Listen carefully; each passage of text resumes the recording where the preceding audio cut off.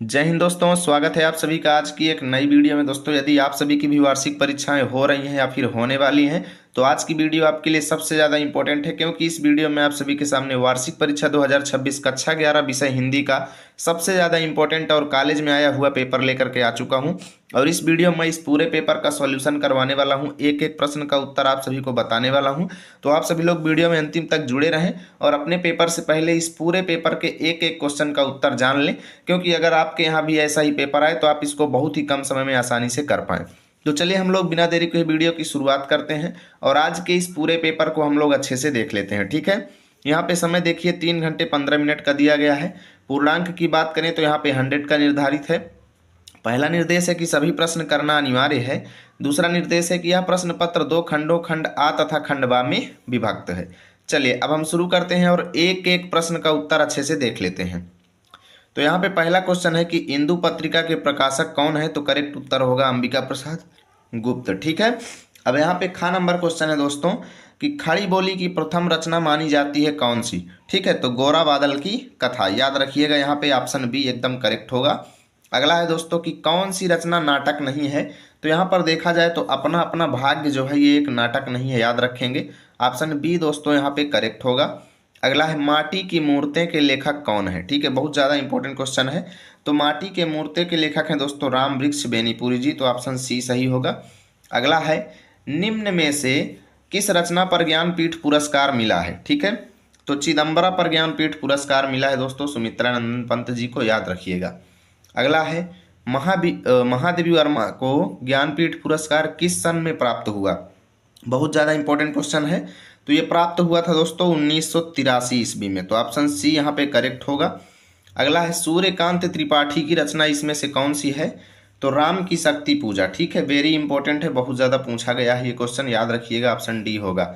अगला है चिंतामणि निम्न में से किस विधा की रचना है, तो हम लोग ऑप्शन देख लेते हैं। तो चिंतामणि दोस्तों एक निबंध है, तो ऑप्शन बी हमारा करेक्ट होगा। अगला है निम्न में से किस कवि को ज्ञानपीठ पुरस्कार नहीं मिला है, तो यहाँ पर देखा जाए दोस्तों तो इन तीनों को मिला है, गजानन माधव मुक्तिबोध को नहीं मिला है, तो ऑप्शन डी यहाँ पे आंसर सही होगा। अगला है कौन सा काव्य आंदोलन जो है वो स्थूल के प्रति सूक्ष्म विद्रोह है। ठीक है, तो छायावाद जो है वो स्थूल के प्रति सूक्ष्म विद्रोह है, तो ऑप्शन ए यहाँ पर करेक्ट हो जाएगा। तीसरे प्रश्न में दोस्तों आपको एक गद्यांश दिया जाएगा, इसके नीचे 5 प्रश्न रहेंगे, एक प्रश्न 2 नंबर का, तो पूरा गद्यांश आपका 10 नंबर का हो जाएगा और सभी प्रश्नों का उत्तर इसी में से ढूंढ करके आपको देना है। ठीक है, जैसे पहला प्रश्न है, यहाँ पर गद्यांश दिया गया है कि बुद्ध और महावीर से बढ़कर यदि कोई त्याग तपस्या और सहृदयता का दावा करता है तो मैं उसे केवल दम्भी कहूंगा। ठीक है ना, तो हमें इसका संदर्भ लिखना है दोस्तों। तो ये किस चैप्टर से लिया गया है, तो यहाँ पर घुमक्कड़ी शब्द से ही पता चलता है, ये अथातो घुमक्कड़ जिज्ञासा से लिया गया है। तो संदर्भ में लिखेंगे प्रस्तुत गद्यांश हमारी पाठ्य पुस्तक हिंदी के गद्य खंड में संकलित अथातो घुमक्कड़ जिज्ञासा नामक पाठ से लिया गया है, जिसके लेखक कौन है, राहुल सांकृत्यायन जी हैं। ठीक है, याद रखिएगा राहुल सांकृत्यायन जी हैं, तो यहाँ पर ये इसका करेक्ट उत्तर हो जाएगा। अगला है रेखांकित अंश की व्याख्या करिए, यानी हमको दोस्तों यहाँ से लेकर के यहाँ तक की व्याख्या करना है। तो यहाँ पर लेखक कहते हैं कि भाई बुद्ध और महावीर से बढ़कर यदि कोई त्याग और तपस्या और सहृदयता का दावा करता है तो केवल मैं उसे दम्भी कहूंगा। यानी लेखक कहते हैं कि अगर कोई ऐसा व्यक्ति है जो गौतम बुद्ध और महावीर स्वामी से भी ज्यादा स्वयं को क्या बताता है, त्यागी बताता है, तपस्वी बताता है और अच्छे हृदय वाला बनने का दावा करता है, तो मैं केवल उसे घमंडी कहूंगा, केवल उसको अहंकारी छली कहूंगा, कपटी कहूंगा। आजकल दुनिया या आश्रम जो है ये, क्योंकि आजकल कुटिया या आश्रम बना करके तेली के बैल की तरह कोलू से बंधे कितने ही लोग अपने को अद्वितीय महात्मा कहते हैं या चेलों से कहलवाते हैं, क्योंकि आज का समय ऐसा है जिसमें व्यक्ति क्या करता है, स्वयं को घुमक्कड़ भी बताता है। ठीक है, और कोल्हू के बैल की तरह एक चीज से बंधा भी रहता है। ठीक है ना, वो स्वतंत्र भी नहीं रहता है, देश के माया जाल में फंसा भी रहता है और स्वयं को कहता है हम महात्मा हैं, हम अद्वितीय महात्मा हैं, महान पुरुष हैं हम। ठीक है, और अपने चेलों से क्या कहलवाता है, खुद को महात्मा कहलवाता है, जबकि ये सभी पाखंडी हैं केवल। ठीक है, ये ओरिजिनल घुमक्कड़ नहीं है, ये पाखंडी है, ये महापुरुष नहीं है। ठीक है, यही हमें व्याख्या में लिखना है। अब यहाँ पे तेली के बैल बनने से क्या आशय है, तो तेली के बैल बनने से आशय ये है दोस्तों कि भाई एक ही जगह पर बंधे रहना, कहीं पे घूमने मत जाना, बस एक ही जगह पे बंधे रहना, हमेशा पुरान ढर्रे पर चलना। ठीक है ना, तो आजकल के साधुओं के संबंध में लेखक के क्या विचार हैं, तो भाई लेखक के यही विचार हैं कि आजकल के साधु जो है वो कुटिया और आश्रम बना करके तेली के बैल की तरह कोल्हू से बंधे हुए स्वयं को महात्मा कहते हैं, जबकि ये वास्तव में महात्मा नहीं होते हैं।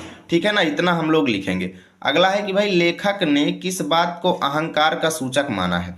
ठीक है, तो आप लोग यहाँ पर पढ़ेंगे तो लिखा हुआ है कि बुद्ध और महावीर से बढ़कर यदि कोई त्याग, तपस्या और सुहृदयता का दावा करता है तो मैं केवल उसको अहंकारी कहूंगा।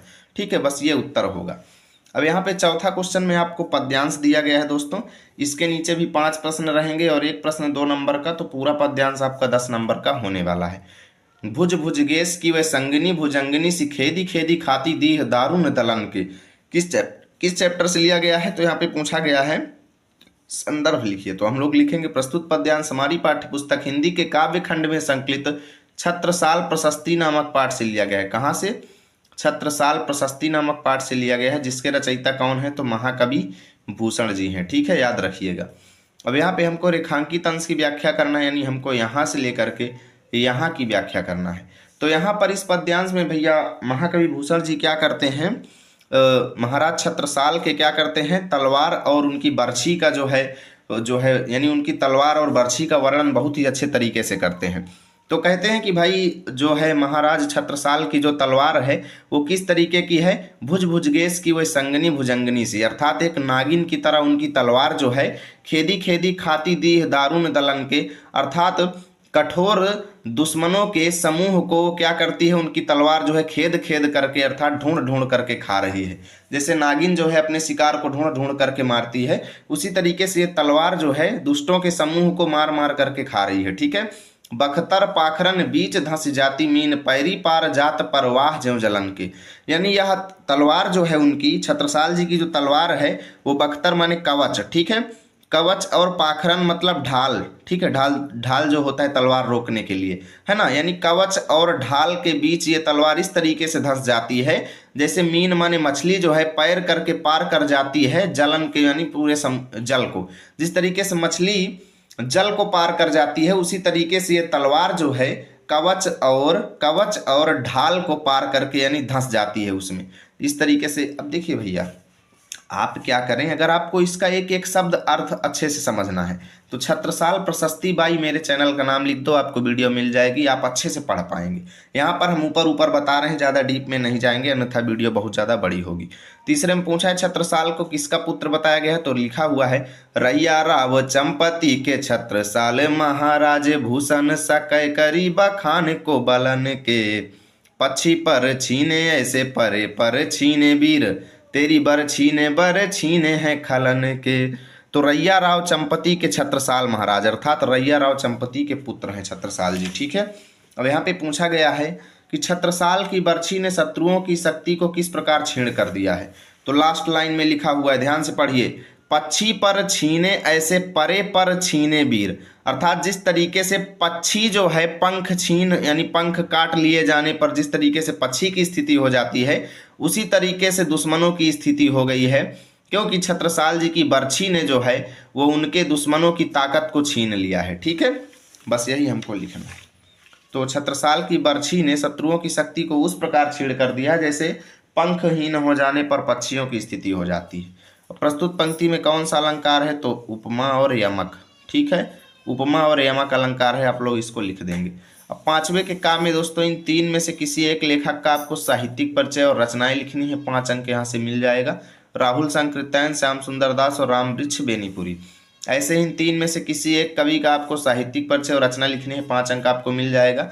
महाकवि भूषण, सूरदास और केशवदास। छठवें में दोस्तों आपको समय कहानी का सारांश संक्षेप में लिखना है अथवा ध्रुव यात्रा कहानी के उद्देश्य पर प्रकाश डालना है, आपको 5 अंक यहाँ से मिल जाएगा। ध्यान रहे 2 में से एक ही करना है। ठीक है, अब 7वें में आपको स्वपठित खंड काव्य के नायक का चरित्र चित्रण करना है अथवा स्वपठित खंड काव्य की कथा वस्तु संक्षेप में लिखना है, 5 अंक आपको मिल जाएंगे। यानी जो खंड काव्य आपके जिले में चलता हो उनके मुख्य नायक का चरित्र चित्रण लिख दीजिए, या फिर पूरे खंड काव्य का सारांश यानी कथा वस्तु आप संक्षेप में लिख दीजिए।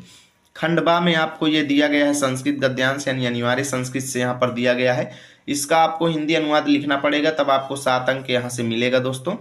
तो प्रातः सुभाषण अन अवलोक के सर्वे कारागार निरीक्षका आश्चर्यचकिता जाता, यानी सुबह होते ही सुभाष चंद्र को न देख करके सभी जेलर जो हैं वो आश्चर्यचकित हो गए, क्योंकि सुभाष चंद्र बोस जो हैं वो जेल से फरार हो गए थे। ठीक है, भ्रष्मन्विष्यापि ते प्राप्तुम न शक्नुवन्, ठीक है ना, यानी कि सभी जगह ढूंढने के बाद भी वो उनको प्राप्त नहीं कर सके।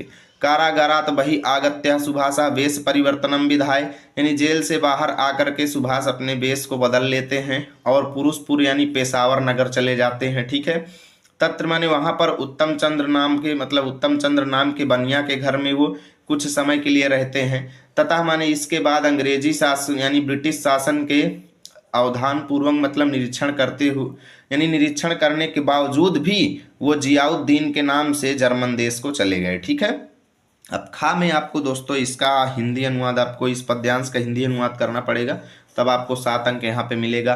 देहनो अस्मिन यथा देहे कौमारम यौवनम जरा तथा देहांतर प्राप्ति धरा तत्र न मुह्यति। ठीक है, तो इसका दोस्तों हिंदी अनुवाद आपको पढ़ना है तो आप इसको चैप्टर सर्च करके भी पढ़ सकते हैं, गीतामृतम से लिया गया है। हालांकि मैं इसका हिंदी अनुवाद आपको बता देता हूँ।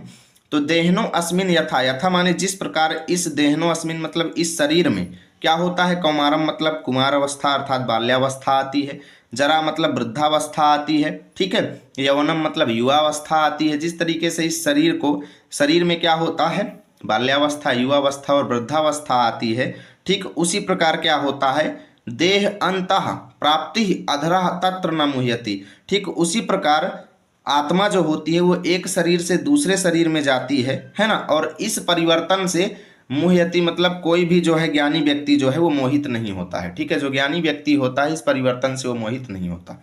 अब यहाँ पर 4 मुहावरे दिए गए, इनमें से किसी एक मुहावरे का आपको अर्थ लिखकर वाक्य प्रयोग करना है, 2 अंक मिलेंगे। तो अन्न जल पूरा हो जाना मतलब मृत्यु हो जाना, दोस्तों याद रखिएगा। अपना ही राग अलापना मतलब अपनी ही बात कहना, दूसरे की ना सुनना। ठीक है, अब यहाँ पर दाल में काला होना मतलब संदेह होना। ठीक है, और सूरज को दीपक दिखाना मतलब ज्ञानी व्यक्ति को ज्ञान बताना, यानी ऐसा व्यक्ति जिसको सब कुछ नॉलेज है और उसको ही आप ज्ञान बांट रहे हैं, तो इसको बोलते हैं ज्ञानी, सूरज को दीपक दिखाना। ठीक है, अब 10वें में क्या है दोस्तों, इन 5 नाटकों में से जो भी नाटक आपके जिले में चलता हो उसके नाटक के प्रमुख खंड का प्रमुख नायक का चरित्र चित्रण आपको करना है, 5 अंक मिल जाएंगे। अगर आपको नहीं पता आपके जिले में कौन सा चलता है तो आप अपने सर से पूछ सकते हैं। 11वें के का में आपको इन शब्द युग्मों का सही अर्थ लिखना है। पढ़ने में तो एक जैसे लग रहे हैं लेकिन इनका अलग अलग अर्थ हमको लिखना है। ठीक है, तो इस अनिष्ट का अर्थ होता है दोस्तों बुरा। ठीक है, और इस अनिष्ट का अर्थ होता है दोस्तों निष्ठा रहित। ठीक है, क्या होता है, निष्ठा रहित। इस मात्र का अर्थ होता है केवल, क्या होता है, केवल। और इस मात्री का अर्थ होता है माता, आप सभी लोग जानते हैं। ठीक है, ऐसे यहाँ पर 3 में से किसी एक शब्द के हमको 2 अर्थ लिखने हैं। तो तात का पहला अर्थ होता है दोस्तों पिता, क्या होता है, पिता को तात कहते हैं। दूसरा पूज्य, पूज्य भी होता है तात। सुरभि का पहला अर्थ दोस्तों गाय होता है, दूसरा सुरभि का अर्थ सुगंध होता है, याद रखिएगा। ऐसे ही शिखा का पहला अर्थ दोस्तों रक्त होता है और दूसरा अर्थ होता है दोस्तों आगे की लपट भी होता है, और तीसरा अर्थ इसका दोस्तों होता है चोटी। ठीक है, चोटी, याद रखिएगा। अब यहाँ पे जो कम बोलता हो दोस्तों उसको हम लोग बोलते हैं मितभाषी, क्या बोलते हैं, मितभाषी। अब जो बूढ़ा ना हो उसको बोलते हैं अजर, क्या बोलते हैं, अजर। उसके बाद यहाँ पे 4 में से 2 वाक्यों को हमें शुद्ध करना है दोस्तों, परंतु मैं पूरे आपको बता दूंगा ताकि आपको दिक्कत ना हो। ठीक है, तो यहाँ पर देखो ध्यान से लिखा गया है कि मैं अनेकों बार दिल्ली जा चुका हूँ, तो इसको शुद्ध करके लिखेंगे मैं अनेक बार दिल्ली जा चुका हूँ। अब सही हो गया। सीता ने पुस्तक लिखा, तो इसको हम शुद्ध करके लिखेंगे सीता ने पुस्तक लिखी। ठीक है, गमला मेज में रखा है, तो इसको हम लोग लिखेंगे गमला मेज पर रखा है। ठीक है, उसके बाद मैं महेश को पढ़ाया हूं, तो इसको हम शुद्ध करके लिखेंगे मैंने महेश को पढ़ाया है। ठीक है, 12वें के का में दोस्तों आपको शांत रस या फिर करुण रस का उदाहरण सहित परिभाषा लिखना है, 2 अंक मिलेंगे। खा में अनुप्रास अथवा यमक अलंकार का लक्षण और उदाहरण सहित परिभाषा लिखना है, 2 अंक मिलेंगे। गा में चौपाई अथवा रोला छंद का मात्रा सहित लक्षण और उदाहरण लिखना है, 2 अंक आपको मिलेंगे। 13वें में दोस्तों आपको बैंक प्रबंधक को शिक्षा ऋण के आवेदन के संबंध में पत्र लिखना है, अथवा किसी पर्यटन स्थल की यात्रा का वर्णन करते हुए अपने मित्र को पत्र लिखना है, 6 अंक आपको मिल जाएंगे। 14वें में से इन 5 में से किसी एक विषय पर अपनी भाषा शैली में निबंध लिखना है, 9 अंक आपको मिलेंगे। पर्यावरण संरक्षण का महत्व, वर्तमान समय में नारी शिक्षा, राष्ट्रीय शिक्षा नीति 2020, साहित्य और समाज का संबंध, विद्यार्थी जीवन में अनुशासन का महत्व। आप मेरे चैनल पे जाएं और निबंध माला नाम की प्लेलिस्ट देख लें, वहां से आपका सारा निबंध बोर्ड एग्जाम में फंस जाएगा। ये मेरी 100% गारंटी है दोस्तों, क्योंकि बहुत ज़्यादा यहाँ से निबंध आते हैं हर साल।